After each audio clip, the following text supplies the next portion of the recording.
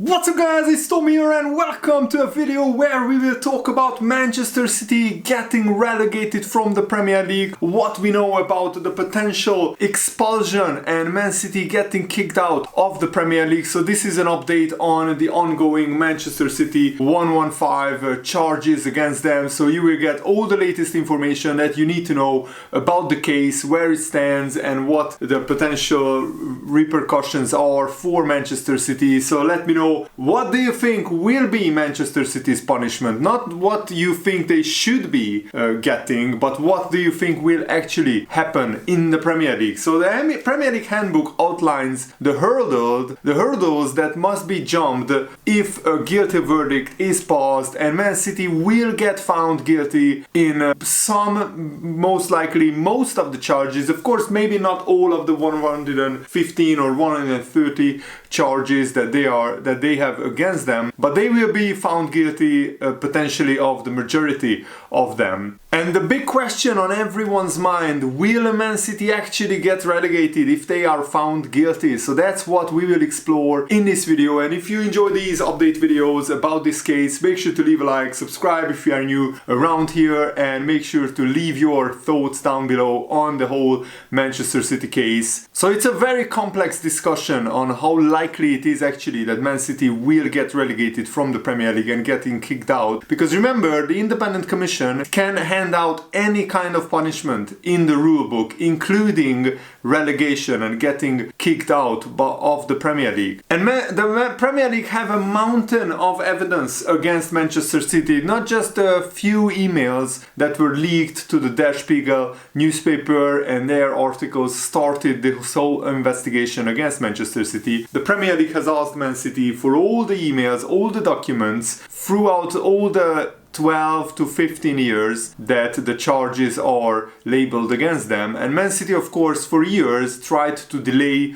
giving the Premier League the actual documents, but eventually they have had to, because they are legally obligated to provide the Premier League with these documents and these emails. And the charges can be split into, of course, categories of illicit financing, on cooperation, and breaking the UEFA and the Premier League finance rules. And some breaches will be considered more severe than others, of course, and there might be a scenario where Man City are found guilty on some of the charges but not on others. And because of the unprecedented scale of the case, no club has been charged with so many different charges and different rule breaches. Everything is on the table, including relegation and getting kicked out of the Premier League. So the Premier League handbook details that an independent commission does have the power to recommend that the Premier League expels the club from membership in accordance with the provisions of Rule B6. So what is Rule B6, you might ask? The league may expel a club from membership upon a special resolution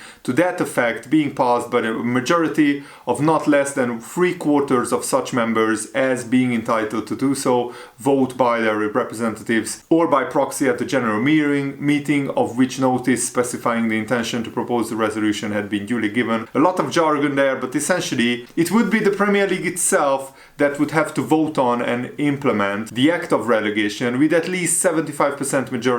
So the Independent Commission can only recommend relegation to the Premier League. The Premier League has actually have to vote on Man City getting relegated. And in this section 51.4 of the handbook, the Commission holds the right to directly suspend clubs from a match participation and directly hand out points deductions, as seen with Everton and Nottingham Forest. So even if the Premier League doesn't vote by 75% of majority, the Premier League, the Independent Commission and the Premier League can itself actually suspend Man City from playing matches in the Premier League, and they can also hand out any kind of point deductions like they handed out to Nottingham Forest and Everton. So of course Man City can appeal these sanctions, but only once, and that should be, even including the appeal, should be concluded by the end of next year, so 2025. But I think we will get a verdict in December or January, and then hopefully the appeal process will be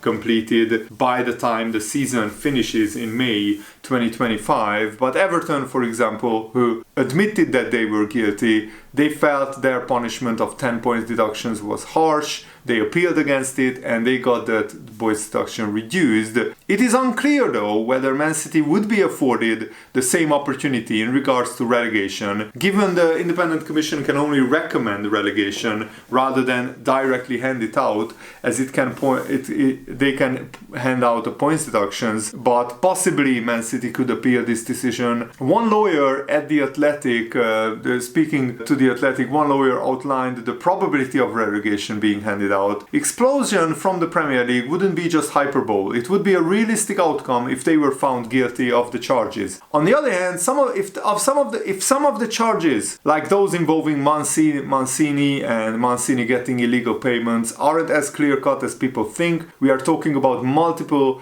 profit and sustainability rule breaches, you might be looking at a 30-point deduction. There are probably 4 outcomes. Man City are found innocent, which is very likely. Man City get a huge fine.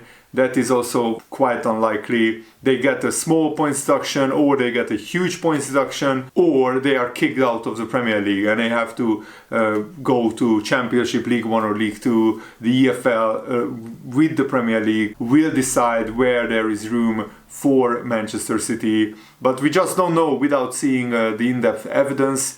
And just because someone has been charged 115 times, it doesn't mean they are guilty, of course, but it means that they are guilty on some of the charges, most likely, because you don't get charged with 115 charges unless you have a mountain of evidence against you, and that's what the Premier League has. So the hearing itself for this case started on September 16th. It's taking place in London. It took more than 18 months to get to this stage because the Premier League was collecting evidence and preparing this huge case. And of course, if a verdict is delivered and either Man City or the Premier League are not happy with the verdict, they can appeal, but only once. And what is interesting is that the bookmakers, who absolutely hate losing money, of course, they are in the business to make money, they slashed the relegation odds for Manchester City because, just to compare, Liverpool and Arsenal have odds of 2,000 to 1 to get relegated. So if you bet £1, you get £2,000 if Liverpool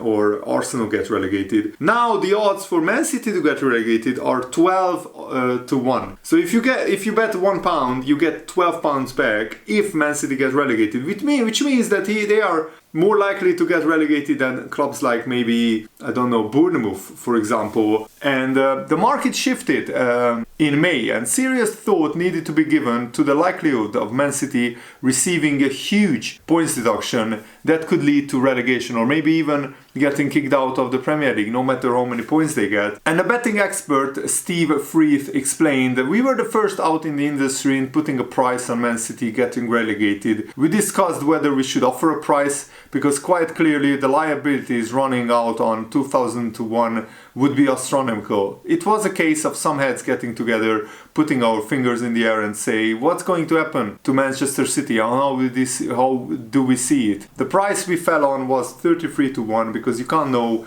whether they will get nothing at all or be deducted 100 points. We went out on the market on May the 19th with 33 to 1 odds. And it has been a steady flow of business. You have the kind of people backing this regular punters on the street, placing 1, 5 to 10 pound bets, but those odds of 33 to 1 have been shortened to 12 to 1. So as time progressed between May to now, it is more and more likely by each day, by each week, that Man City are going to get relegated and kicked out of the Premier League. And this particular betting firm said that they have built liabilities into 7 figures, meaning if Man City are relegated this season, then they have to pay out more than £1 million to customers who bet on Man City getting relegated. And this betting expert added, we have to protect ourselves because it is such a volatile situation, and that's why we haven't been offering 2,000 to 1 odds on Man City getting relegated. And it doesn't matter how many games Man City win, if the verdict is that they should be kicked out, then that's what matters. It's about results in the courtroom. That's why this 12 to 1 odds won't be moved anytime soon. So I thought I would just mention in this video this, because the bookmakers are very precise in, the odds, and I usually, when I see 2 teams playing and I don't know who is the favorites, I usually just check the odds, even though I don't bet myself, but I check the odds to see who is exactly favorite. And according to a former Premier League chairman, the fight between the Premier League and Manchester City is threatening to break up one of the best leagues in the world. And some people were even saying that this case is just another step towards the Super League, which I don't really want to happen. But unless the Premier League gets an independent regulator from the UK government, we are going down that road, that path, which is very, very sad to see. Clubs will be sent updated rule change proposals by the Premier League following the first full top-flight meeting since the outcome of Man City's legal challenge was made public. Man City said that all APT rules, associated party transaction rules, were void and accused the Premier League of misleading the other 19 clubs in the interpretation of the panel judgment, which is absolute nonsense because the panel just found that 2 of Man City's 29 or 28 challenges against the rules was sticking in Man City's favor. All the others were sticking in the Premier League's favor. The Premier League have sought clarification from the panel over the implications of the judgment, but in the meantime it has been canvassing clubs over changing the aspects of the rules found to be unlawful or unfair. The league is now examining how to include shareholder loans within the APT rules and requested feedback from the clubs about the shareholder loans they have. So the Premier League will now further update the proposals and recirculate them to the clubs. It is understood the feedback was around amendments to the rules rather than any suggestions that the proposals to be scrapped and taken back to the drawing board. And former Everton chairman Keith Wyness reckons Man City have inflamed tensions inside the Premier League so much that there could be a breakup in the Premier League, because now there are 2 sets of clubs who are fighting against each other. Of course, one set of clubs in favor of state ownership like Newcastle, Manchester City, and somehow even Everton and Chelsea are in this group, and the other side of course are Man United, Liverpool, Arsenal, Tottenham, and a lot of the smaller clubs. Wine has told Football Insider, Man City have inflamed tensions even further. The clubs have been pretty angry about that, and we are starting to see some real division between the clubs. I'm hoping all this anger is going to lead to a settlement and peace breaking out. Because I'm a big Liverpool fan now, I want to talk about what Arne Slot said about the League Cup game against Brighton, where Liverpool won 3-2, and Arne Slot made 8 changes to the starting lineup. And he said if you play 2 of those, Jones and Szoboszlai, without a number 9, without a proper striker, you are always a bit worried if you have enough runs in behind the last line, because these 2 like also to play into the midfield and make combinations over there, to make triangles. But I think what they did really well was combine, trying to become an extra midfielder, but don't forget to make the deep runs as well. It helped that Diaz and Gakpo were a constant threat in behind also. So I liked what I saw in general. I preferred to play with a number 9, but if you are not available, and of course we had Darwin available, I think it was not good for him to start today after playing 3 games and with the upcoming schedule. Then this was the result of what we tried to come up with.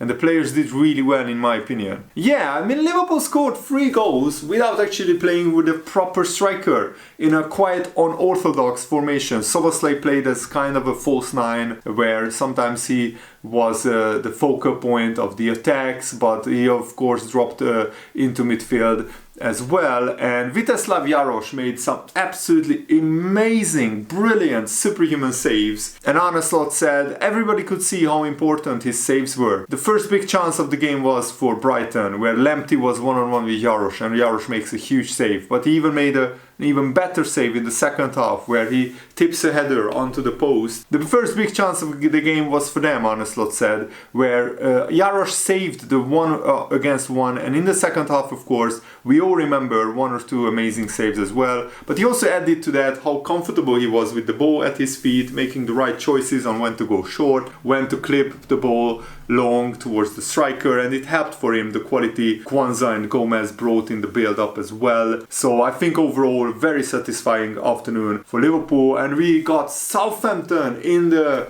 League Cup quarterfinals, which I think is a brilliant draw. It's a shame that it's away at Southampton. It's a quite long travel for Liverpool, but we got the weakest team left in the competition. Of course, weakest I say, they are all Premier League clubs and they will be all very tough draws, but it's better to get Southampton than to get somebody like Man United or Arsenal or Tottenham. Thankfully, Chelsea and Manchester City are already out, so two of the big teams are already out, and I think Tottenham will play Man United as well. So if Liverpool could get through Southampton, then we are already in the semi-finals. I just want Arne Slot to heavily rotate all the way to the final. And if we get to the final with a rotated team, then of course play your best team in the final. But until the final, I would rotate and I would prioritize playing best 11 in the Premier League and in the Champions League. That's just my opinion. Let me know what is yours in the comments below. Thanks for watching, guys. Have a nice day. See you later.